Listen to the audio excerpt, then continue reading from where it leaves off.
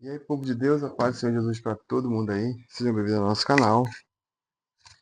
E no vídeo de hoje nós vamos dar continuidade no livro de Marcos, capítulo 9, a transfiguração de Jesus. Então lhes falou Jesus: com toda certeza vos asseguro que alguns dos que aqui estão de modo algum passarão pela morte, até que vejam o reino de Deus chegando com poder.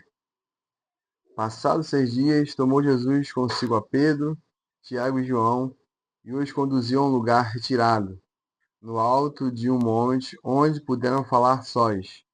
E ali ele foi transfigurado diante deles. Suas vestes tornaram-se alvas, de um branco reluzente, como nenhum lavandeiro em toda a terra seria capaz de alvejá-las. Então apareceu à sua frente Elias com Moisés, e estavam conversando com Jesus. E Pedro, tomando a palavra, sugeriu: Rabi, é muito bom estarmos aqui. Vamos erguer 3 tabernáculos, um será teu, um para Moisés e um para Elias. Pedro não sabia o que falar, pois eles haviam ficado aterrorizados. Em seguida surgiu uma nuvem que os envolveu e dela soou uma voz que declarou: Este é o meu filho amado, a ele dai ouvidos. E de repente, quando olharam ao redor, a ninguém mais viram a não ser Jesus. Durante a caminhada descendo o monte, Jesus lhes ordenou que a ninguém revelasse o que haviam presenciado, até que o Filho do Homem tivesse ressuscitado dos mortos. Eles mantiveram esse assunto exclusivamente entre si, mas comentavam sobre qual o significado da expressão ressuscitado dos mortos. Então questionaram-lhes: por que os mestres da lei afirmam que é preciso que Elias venha primeiro?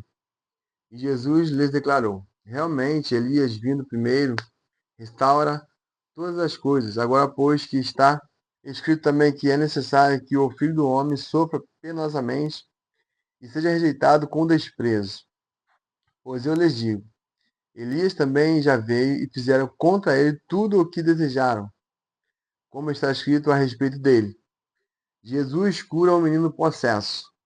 Assim que chegaram onde estavam os demais discípulos, observaram um grande aglomerado de pessoas ao redor deles e os mestres da lei discutindo com eles.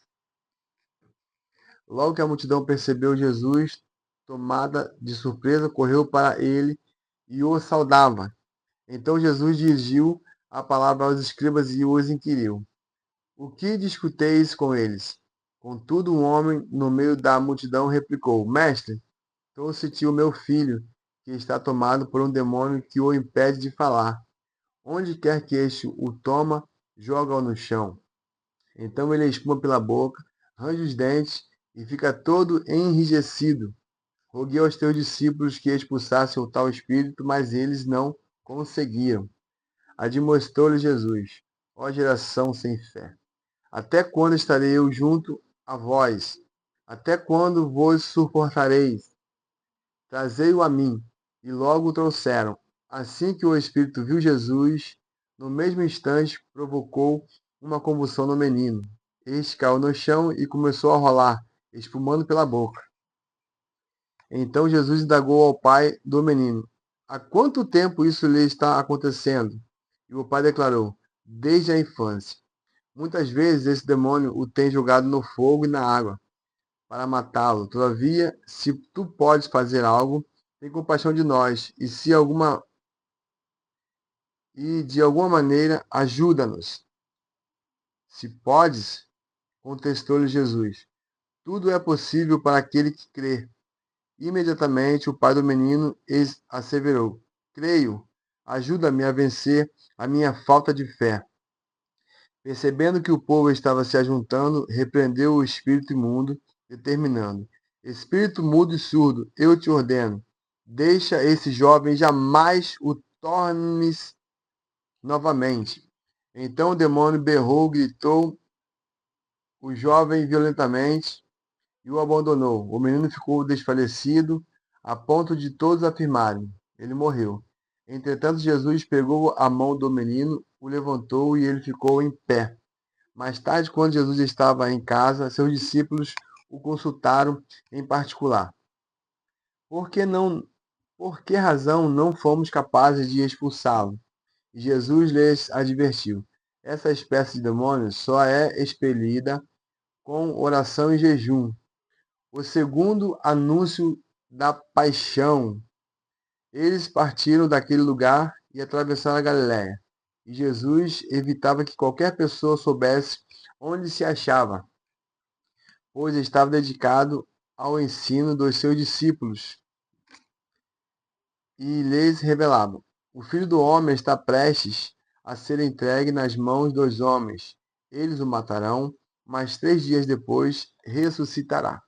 Todavia, eles não conseguiam entender o que ele desejava comunicar, mas tinham receio de inquiri-lo a esse respeito. Quem é o maior no reino? Então chegaram a Cafarnaum, quando já estavam em casa, indagou-lhes: sobre o que discordeis pelo caminho?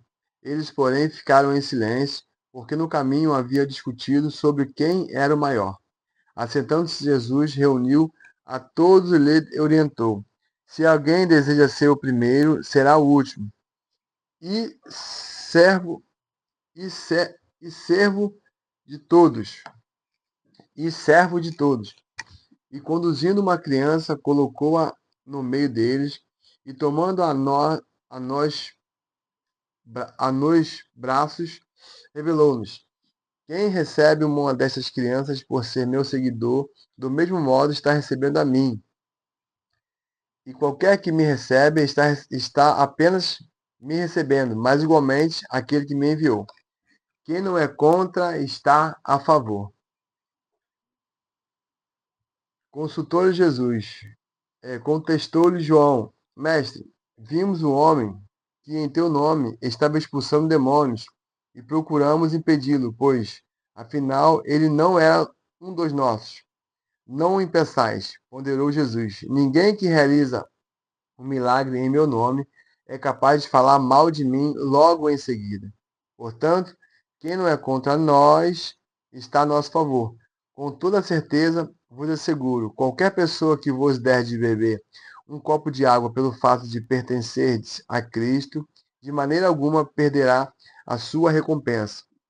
Evitar o pecado a todo custo. Se alguém fizer tropeçar um destes pequeninos que crê em mim, seria melhor que fosse lançado no mar com uma pedra de asno amarrada ao pescoço. E se a tua mão te fizer tropeçar, corta, pois é melhor entrares para a vida mutilado do que, possuindo as 2 mãos, ires para o inferno, onde o fogo que arde jamais arrefece. Naquele lugar, os teus vermes devoram devoradores não morrem, e as chamas nunca se apagam.